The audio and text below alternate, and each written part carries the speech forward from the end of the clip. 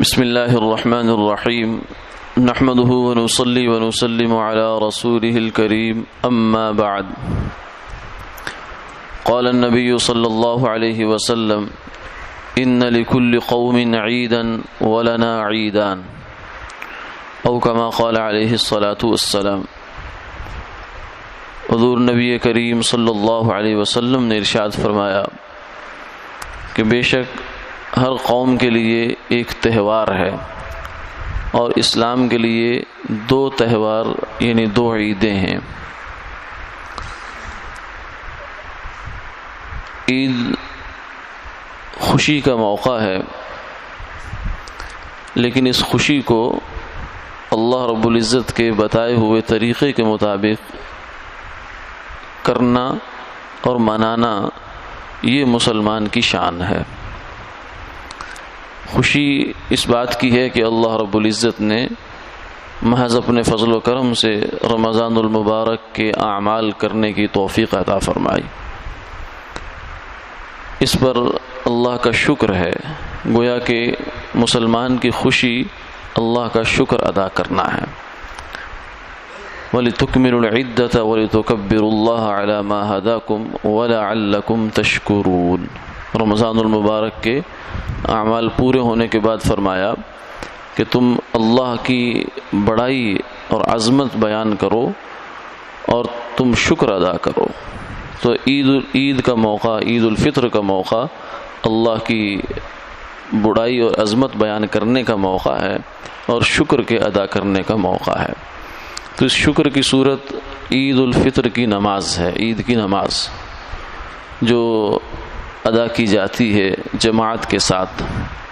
اس عید کے دن کے کچھ آداب بھی ہیں، جن میں سے ایک ادب یہ ہے کہ انسان اپنی زیب و زینت اختیار کرے، جتنی اللہ نے اس کو وسعت دی ہے شریعت کے دائرے میں رہتے ہوئے زیب و زینت اختیار کرنا یہ مطلوب ہے۔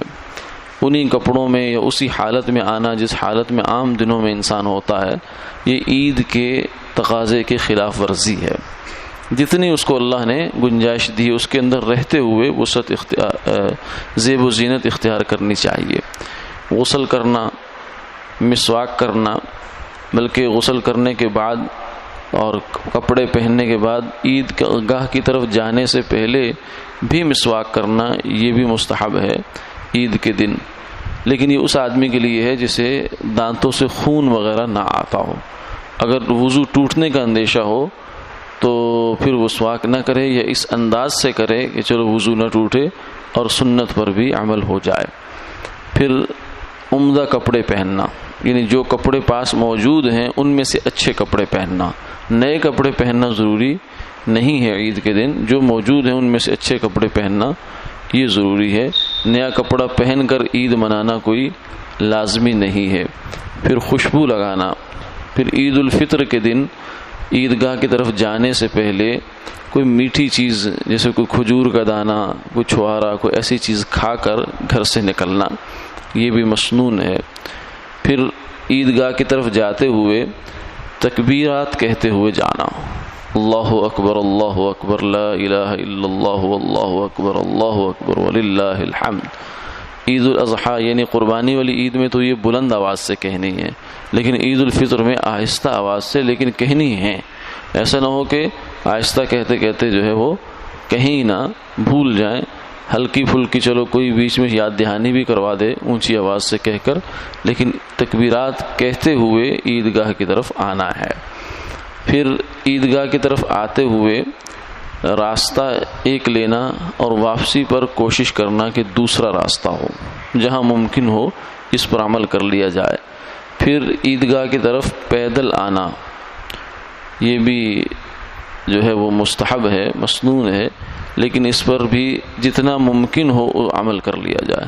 یعنی اگر گاڑی پر بھی آنا جانا ہے کہیں تو اس میں یہ ہے کہ گاڑی تھوڑی دور کھڑی کر لی جائے، چلو کچھ دیر کے لیے کچھ مقدار پیدل چل کر آدمی اس سنت پر بھی عمل کر لے۔ پھر عید کی نماز کا جو بھی طریقہ ہے اس کے مطابق اس کو ادا کرنا۔ پھر عید کے جو خطبے ہیں وہ 2 خطبے یہ مسنون ہیں جمعہ کی طرح، جمعہ میں تو واجب ہیں لیکن یہاں مسنون ہیں، لیکن خطبوں کا سننا بہرحال واجب ہے۔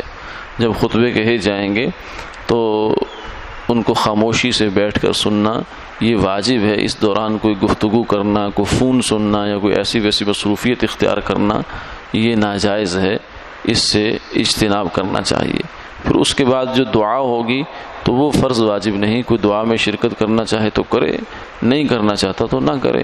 اس کے بعد پھر جو ہے وہ اگر دور دراز سے کوئی آدمی آیا ہے اس سے ملنا، معانقہ کرنا، مصافحہ کرنا، یہ اس کی بھی اجازت ہے، لیکن ایک ہی گھر سے اٹھ کر اگر دو آدمی آئے ہیں تو ان کو دوبارہ آپس میں معانقہ، مصافحہ کرنے سے اجتناب کرنا چاہیے، کیونکہ یہ ایک بے فائدہ عمل ہے جو کرنے والے کو خود بھی پتہ ہوتا ہے کہ میں ایک ایسا کام کر رہا ہوں جس کا کوئی تک نہیں بنتا، بے تکی بات ہے کہ ابھی تو ہم دونوں اکٹھے آئے ہیں، راستے میں باتیں کرتے آئے، لیکن اب دوبارہ ایسے مل رہے ہیں جیسے کچھ سال کے بعد آدمی ملتا ہے۔ عید پر چونکہ ملاقات جو ہے وہ بہت دیر بعد ہوتی ہے تو اس لیے ملنے کا ایک رواج چل پڑا، لیکن یہ ہو اسی دائرے کے اندر، باقی یہ ایک رسم ہے، یہ کوئی ایسی بدعت نہیں ہے اور نہ ہی کوئی شریعت کی طرف سے ایسا کوئی مطلوب امر ہے کہ جو بہر صورت کرنا چاہیے۔